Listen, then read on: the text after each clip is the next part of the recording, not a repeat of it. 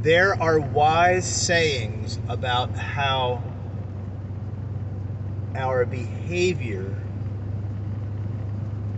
and our words are very powerful, and our behavior is aligned with either life or death, and our words are aligned with either life or death.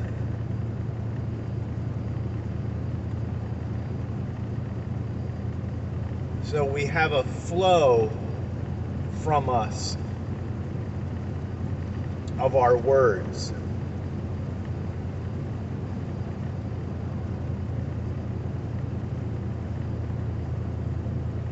And it's interesting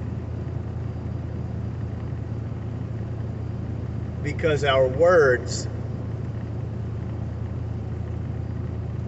can refresh or teach or enlighten another person.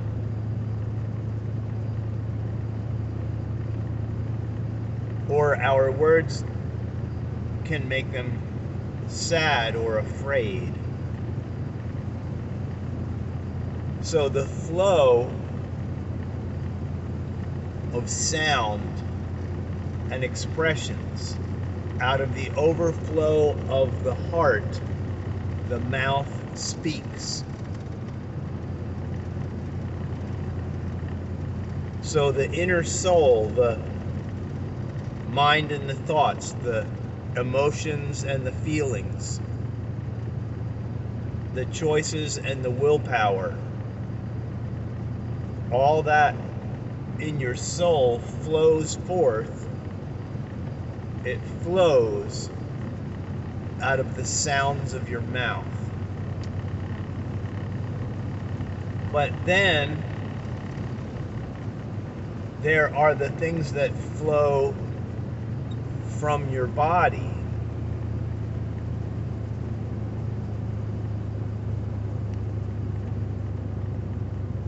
Like Yeshua says, it's not the things that you put into your body that cause you trouble, but rather it's the things that come out of your body, your words, the flow of your voice can get you in trouble.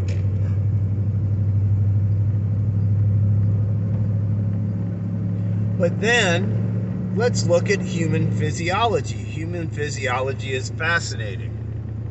And there's a flow.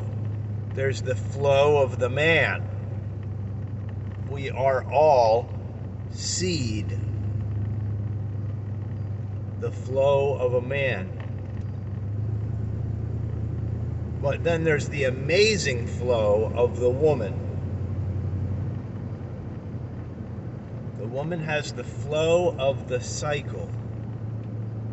And the flow of that cycle has with it a measure of discomfort, pain.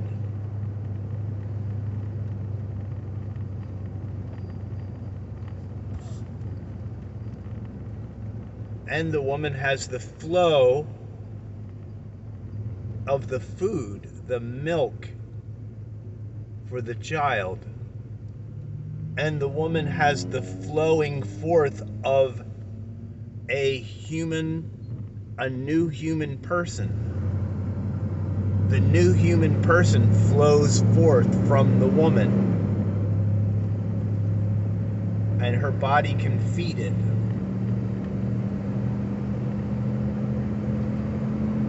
But also, there is the precious and wonderful and special flow of the lubrication.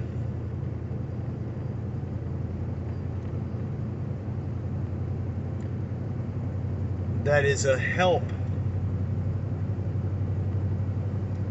That is a help for the pleasure of the woman and the man both. The flow of lubrication. That's nice. So the woman has the flow of the cycle, the flow of the lubrication, the flow of the milk, and the flow of coming forth of a brand new person, a child. That's 4 different kinds of flow, as well as the words, the voice, overflowing from the heart for the little season of being alive.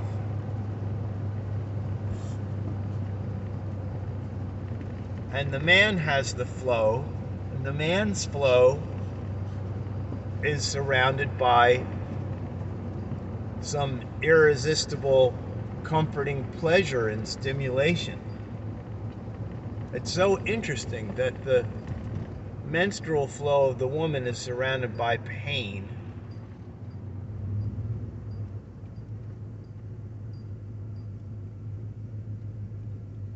The ejaculation flow of the seed of the man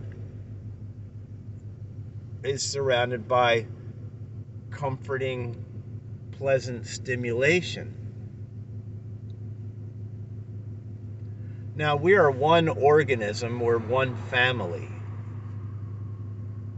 So, since I'm a male human being, my flow is actually part of the women's body too, because that's just part of our collective human form. We are one flesh in a binary form that fits together like a puzzle, and it's very nice. Eye to eye, nose to nose, voice to voice, mouth to mouth. Do you realize that all the mammals, all the warm-blooded animals in the whole world, none of them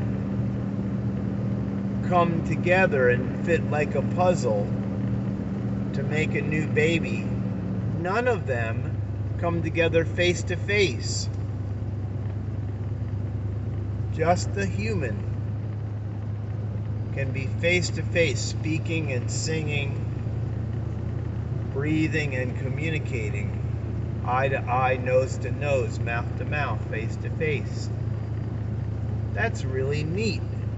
That's very interesting. Humans are very, very different than animals.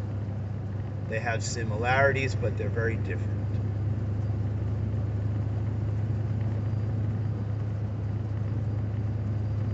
So, in order to be a friend of God and a friend of people, it's very wise to consider the flow of each human person and also the feel good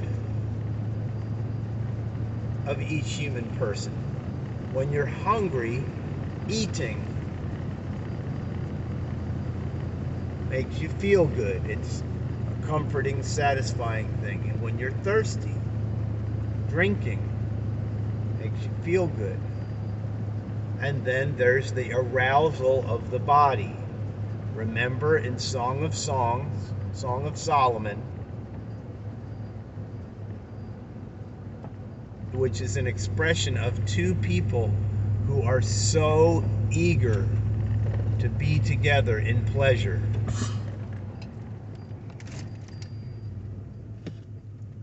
Song of Songs is 2 people that are very, very, very eager to be together in their pleasure.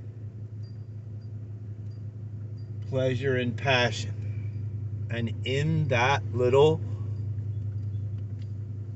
chapter, portion of the Bible, it is written 3 times, precious ones, by the beautiful deer that gallop up on the mountains. I tell you, please, please think of this. Do not awaken physical, passionate love. Do not awaken arousal and desire. Do not awaken the hungriness for your person. Do not awaken until it is time. Now that's a very interesting thing. Now, so how do you communicate that in a friendly way to a person growing up? Do not awaken. Well, you've got to talk about it as a nice thing, as an interesting thing, but as a thing that's very captivating, really distracts you, really gets your attention.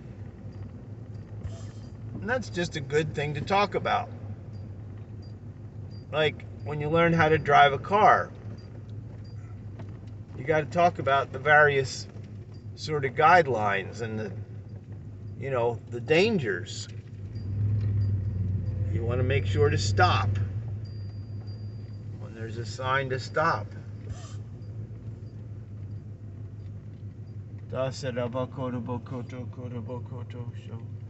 Very interesting, very interesting.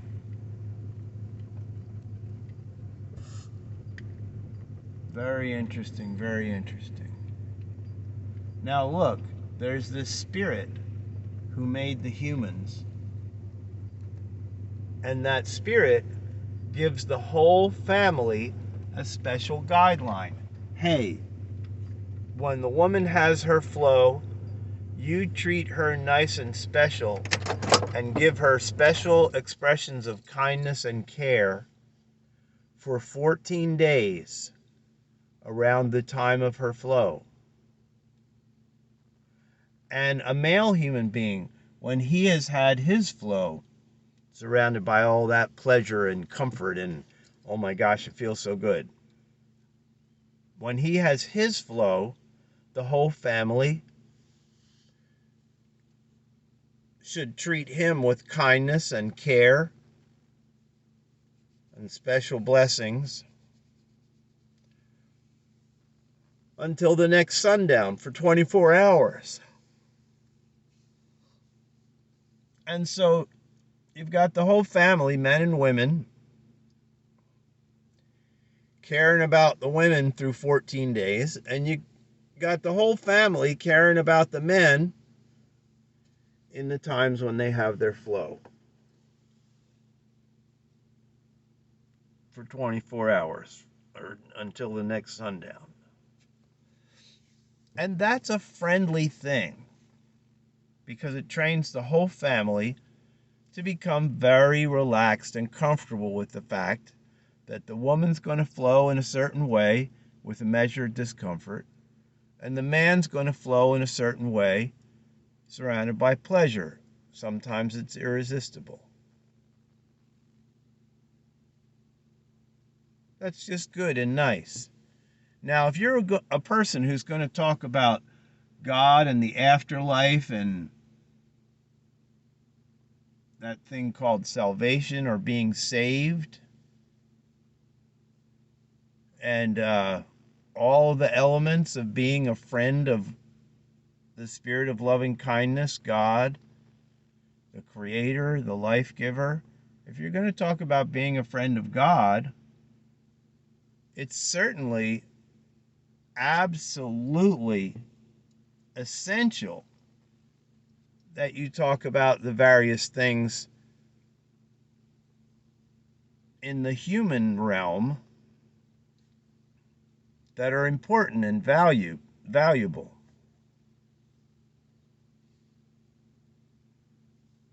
Tell your children and your young people as they grow up, monitor your feel-good, monitor your arousal. And if you feel like it's happening too much, distracting too much of your attention, let the rest of your family know, because their prayers and their words and encouragements and their experience, the elders have experience, and their experience can help you in various little ways by their coaching. Seek advice.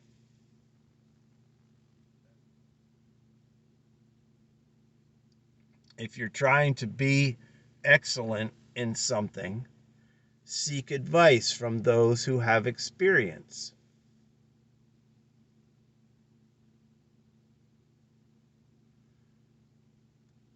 To be wise about the road ahead, ask the persons who have already gone ahead and are coming back. Ask the ones who have experience to learn how you can handle the road. The flow of the voice, the flow of the body, and the feel good of the body. Interesting thing.